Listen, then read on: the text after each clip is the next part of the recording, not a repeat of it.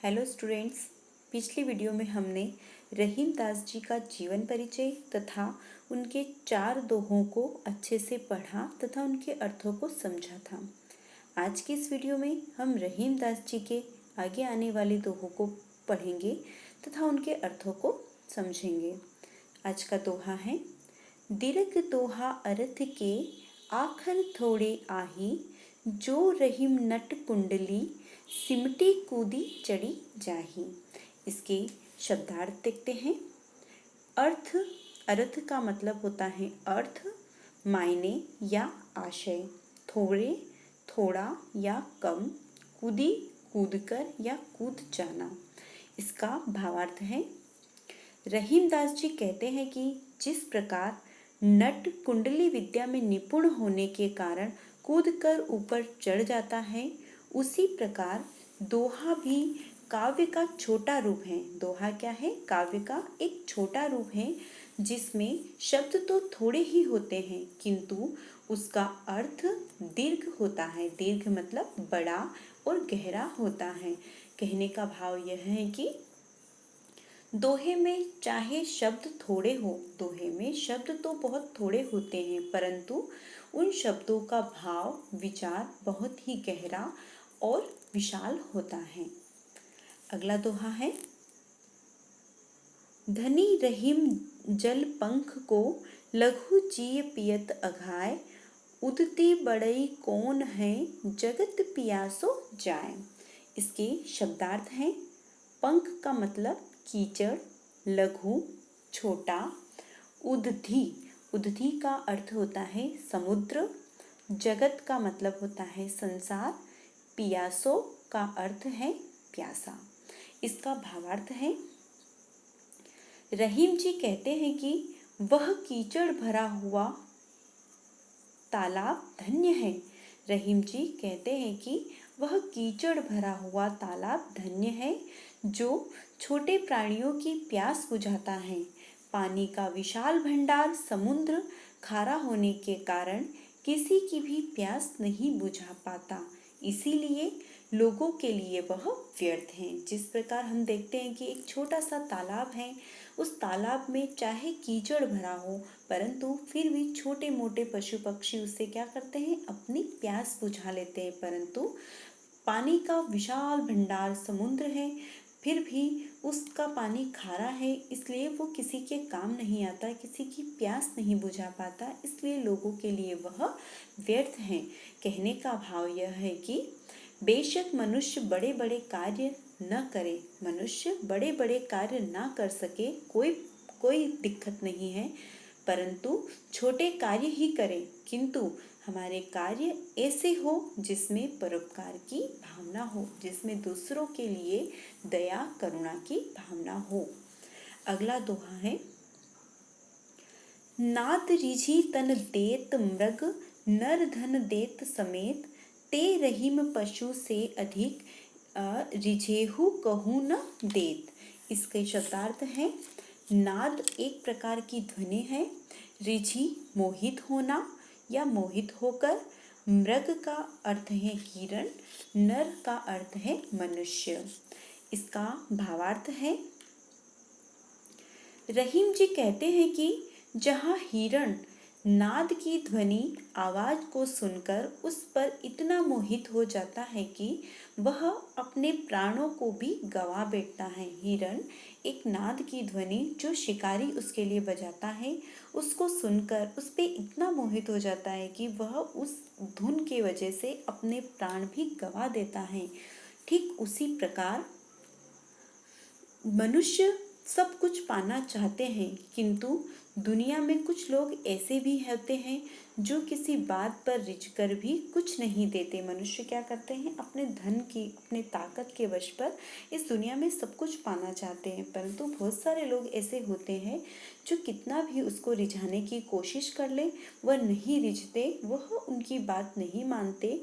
ऐसे मनुष्य तो पशुओं से भी गए गुजरे होते हैं, जो किसी भी वजह से दूसरों के काम नहीं आते। ऐसे मनुष्यों का जीवन पशुओं से भी बेहतर जीवन होता है।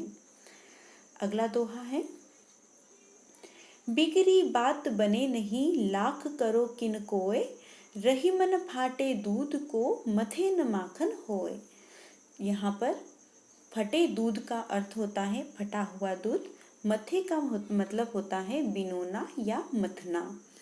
इसका भावार्थ है, रहीम जी कहते हैं कि जिस प्रकार फटे दूध को मथने से मक्खन प्राप्त नहीं हो सकता, उसी प्रकार बिगड़ी हुई बात को लाख बार प्रयत्न करने के बाद भी हम उसे सुधार नहीं सकते। अतः मनुष्य को सोच समझकर ही बोलना चाहिए। यहाँ पर इस दोहे के माध्यम से रहीमदास जी इतना कहना चाहते हैं कि जिस प्रकार हमने देखा है कि अगर दूध फट जाता है तो वो किसी काम नहीं आता, उसको फेंकना पड़ता है, उसका मक्खन नहीं निकाल सकते, हम घी नहीं निकाल सकते उसका। उसी प्रकार कोई बात हमारे मुंह से निकल जाती है, कोई अपशब्द किसी के लिए निकल जाते हैं, चाहे हम उसके लिए फिर कितना भी प्रयास कर लें, परंतु हम उसके दिल में वो जगह नहीं बना सकते, उस बात को हम वापस सही नहीं कर सकते। इसलिए मनुष्य को अपने जीवन में हमेशा बहुत ही सोच समझकर बोलना चाहिए, किसी को अपशब्द नहीं कहना चाहिए। अगला दोहा है, रहीमन देखी बड़ेन को लघु न दीजिए डारी, जहाँ काम आवे सुई कहाँ करे तरवारी। इसका शब्दार्थ है, देखी का अर्थ होता है देखना, बड़ेन का अर्थ है बड़ा, लघु का अर्थ होता है छोटा, आवे का अर्थ है आना, तरवारी का अर्थ है तलवार। इसका भावार्थ है, रहीम जी कहते हैं कि बड़ी वस्तु को देखकर छोटी वस्तु की उपेक्षा नहीं करनी चाहिए, क्योंकि जहाँ सुई से कार्य हो सकता है वहाँ तलवार काम नहीं आ सकती। कहने का भाव यह है कि हर वस्तु का अपना महत्व होता है, चाहे वो वस्तु छोटी हो या बड़ी। जिस प्रकार सिलाई करने में या कपड़े सिलने में सुई काम आती है, तलवार काम नहीं आ सकती, उसी प्रकार युद्ध के मैदान में तलवार काम आ सकती है, सुई काम नहीं आ सकती। कहने का भाव यही है कि जो वस्तु है उसे हम छोटा या बड़ा या किसी भी चीज़ को तुच्छ नहीं कह सकते, क्योंकि सारी ही वस्तुओं की अपनी एक अहमियत होती है, अपना एक महत्व होता है। जिसका महत्व जहाँ होता है वह वहीं काम आती है। अगला दोहा है, रहीम नीच संपत्ति बिना कोहू न विपत्ति सहाय, बिनु पानी जो जलज को नहीं रवि सके बचाए। इसके शब्दार्थ है, नीच मीन्स अपना, विपत्ति मीन्स मुसीबत या संकट, जलज का अर्थ है कमल और रवि का अर्थ है सूर्य। इसका भावार्थ को जानते हैं। रहीम जी कहते हैं कि विपत्ति में सिर्फ अपनी संपत्ति ही काम आती है, अपनी संपत्ति के बिना कोई काम नहीं आता। इस बात को उदाहरण के द्वारा हम स्पष्ट कर लेते हैं। रहीम जी कहते हैं कि बिना पानी के कमल का फूल जीवित नहीं रह सकता, बिना पानी के कमल का फूल जीवित नहीं रह सकता, भले ही सूर्य उसे बचाने की कितनी भी कोशिश करे।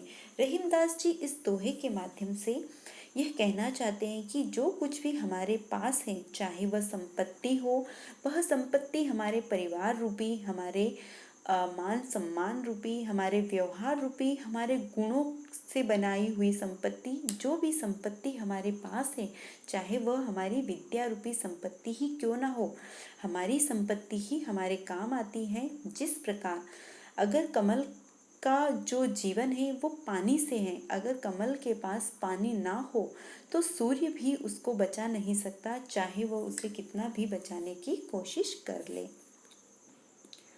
अगला दोहा है, रहीमन पानी राखिए बिन पानी सब सून, पानी गए न उभरे मोती मानुष चुन।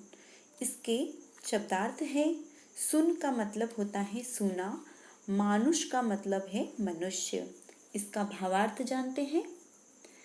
रहीम के प्रस्तुत दोहे में पानी के महत्व पर प्रकाश डाला गया है, क्योंकि पानी के बिना मोती, मनुष्य और आटा तीनों ही क्या है, बेकार है, किसी काम के नहीं हैं। कवि कहते हैं कि मोती की चमक मोती अपनी चमक से ही मूल्यवान बनता है। मनुष्य का अस्तित्व इज्जत पर ही कायम होता है। आटा पानी के साथ मिलकर ही उपयोगी बनता है, क्योंकि जब तक उसे गूथा न जाए उससे रोटी नहीं बनाई जा सकती। कहने का भाव यह है कि मोती की चमक पानी के बिना, और यहाँ पर मनुष्य का जो पानी का मतलब बताया गया है वो उसकी इज्जत से बताया गया है, और आटे में पानी का महत्व एक अलग बताया गया है। जिस प्रकार मोती मनुष्य के जीवन और आटे में पानी का महत्व होता है, उसी प्रकार हर एक वस्तु के लिए पानी का बहुत ही महत्व होता है। आज की वीडियो में बस इतना ही। आगे के लिए हम अगली वीडियो में देखेंगे। Thank you.